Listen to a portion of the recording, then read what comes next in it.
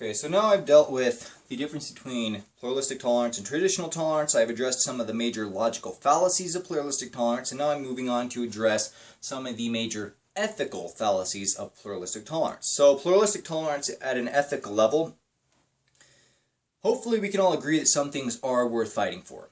When there was slavery going around, or actually even today there's human trafficking, which is just modern day slavery. It's actually kind of a booming business in a lot of cases. It's a really sad thing. But hopefully you can agree with me that it is worth fighting against things like slavery. Hopefully you can agree with me that fighting against robbery, murder, and other social injustices, that it is worth standing up to argue, either possibly physically fight against certain injustices, but at the very least to use our speech. We have freedom of speech in America, but whether we had freedom of speech or not, hopefully we'd be able to stand up, and we should stand up, and we can agree on that. Hopefully we can. But based on a strict definition of pluralistic tolerance, you aren't allowed to speak against other people, because if they are kidnapping kids and they're having like sex trafficking and other activities going on, well, you could just, by a pluralistic standard, say, they're just as right as I am. I don't agree with this, but they are making a good living off of sweatshops or abuse in various ways. Well, based on the implications, if you were to follow your belief system, if you believed in pluralistic tolerance, and if you were to follow that to its logical extremes in an ethical setting, then you couldn't fight against anybody for doing anything. We just all have to just tolerate one another doing whatever. Well, hopefully you can see that there's a big ethical fallacy with that. Another ethical fallacy is pluralistic tolerance denies the lifestyle implications of one's belief system. For example, if you believe in traditional family values, then you are not going to get a divorce. And I say this and I recognize that there are people who believe in traditional values and they make mistakes. They've done some stupid things. Hopefully they regret what they've done, but they don't justify divorce. They don't justify attacking the family unit. If you truly believe that the family unit is important, then you will have lifestyle implications that reflect that. Again, if you believe that stealing is wrong, you're going to reflect that in your lifestyle implications. You're going to appreciate laws against stealing that prescribe punishments against thieves. You're going to appreciate laws that have weightier punishments against people who are involved in weightier thefts. Grand Theft Auto should be judged harsher than stealing from a candy store, and so on. On the other hand, if you're a naturalist, if you believe that the natural universe is all that exists, an atheist would fit this type of worldview, then you're not going to believe that you're going to ever be held accountable on an eternal scale, in which case you're going to live accordingly. It's not to say that you're going to live a totally self-centered life based on a human standard. You could actually be, based on a human standard, a good person, but you're going to live as though you're not going to be accountable to God one day. You're not going to see any need to put your faith in, say, Jesus Christ, or in any belief system, because that's just the outcome of your belief system, but it's going to lead to lifestyle implications. If you, like me, believe that Jesus Christ is the one and only name upon which people can call and be saved, then despite what society does against Christians, you're going to stand your ground and you're going to proclaim this message anyway. You're going to be willing to make a sacrifice in the way that Jesus Christ took up his cross and he died for the message that he stood on, saying, believe in me and you will be saved.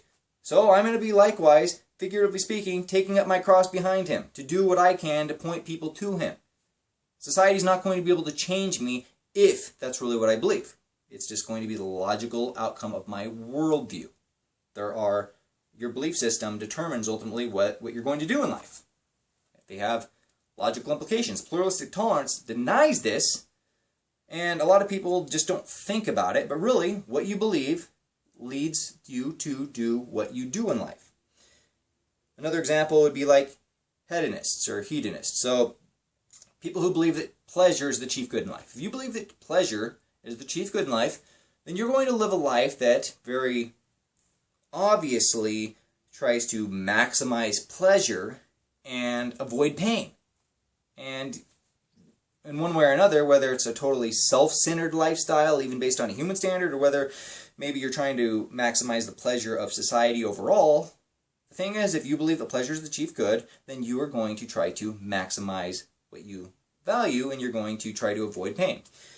And as a final example, if you believe that disabled people, or people who are in an poverty type situation or born diseased, if you believe that they earned their life, their misfortunes in past lives, that if it's just a, hey, this is your karma, you deserve this, then you're going to be less likely to show compassion to people than if you, say, believe that we just live in a fallen world where fairness has very little to do with the way things are. And when people are in horrible situations, you know, it's not because things are fair. It's not because they earned it in a past life.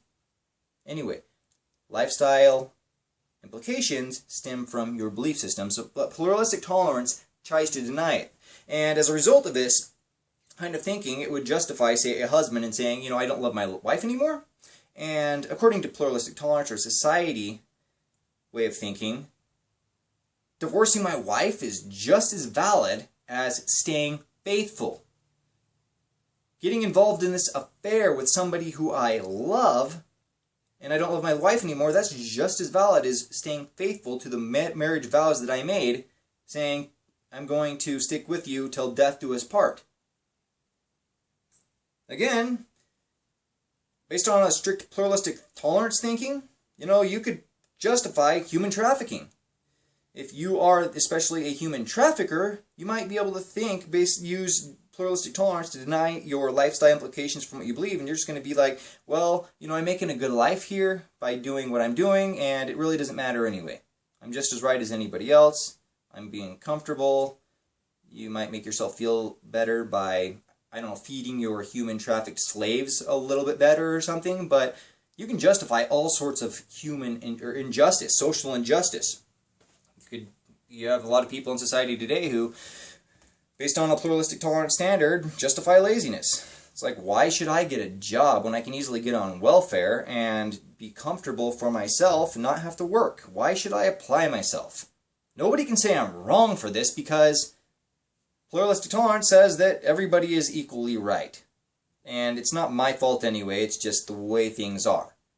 Okay, well, you have a belief system that's leading you to be on welfare willingly, not because you're disabled and are forced to, just because. But anyway, pluralistic tolerance tries to deny this. Again, you might have like a mafia boss who sells drugs, is involved in a lot of violence, and the justification for doing so is I have the power to do it, and that is my justification for doing so.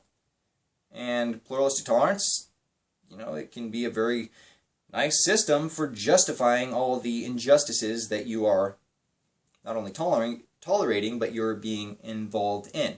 So really, pluralistic tolerance, it's a tolerance of every social injustice. It's a way to make yourself feel good about the sins and the wrongs that you're involved in. And it's also a way to make yourself feel better by turning a blind eye to the social injustices that are all around you. Because it's not my fault. It's nobody's fault. It's just denying that what you believe is going to have real lifestyle implications. And I could go further into this, but I don't really need to, at least in this speech. But what you believe, there are consequences to that. That's one of the second logical or ethical fallacy of this. The third ethical fallacy that I want to bring up is possibly the most obvious one in a certain way, and it is the fact that people like to be judged for themselves. They like to be judged subjectively, but when they are wronged, they want objective justice. For example, hypothetically speaking, if I'm a violent drunk, I want people to tolerate me anyway. I don't want people to judge me. I don't want people to say that I'm wrong. If I'm a porn addict, I don't want people to judge me objectively for this. This is what most people do. They want subjective judgment. Please accept me for who I am. If I'm a kleptomaniac, I like to steal stuff. Judge me subjectively. Don't judge me if I'm a pedophile. I just happen to like kids. Don't judge me objectively. Don't put me in prison. It's just the way I am. Accept me. But you know what? If somebody wrongs me in some way, if somebody steals from me, I want objective justice. I want somebody to pay because somebody stole from me. If somebody damages your car, are you just okay with that? Or do you want to be paid in full for the damages that were done to your car? Chances are, if you're like most human beings, you want objective justice when things are done wrong to you. If somebody threatens your kids and your family, and you tell the police, do you want the police to take your side in a subjective way, going, okay, well, you know, we need to understand these people, and it's okay, and we're not going to... Do you want a subjective justice where it's like they might do no justice or some justice? No, you want the police to take an objective stance and say, here's how we are going to protect you. If somebody does harm you, here's how we are going to punish that party that is harming you and your family. We're not going to tolerate this. Objective justice.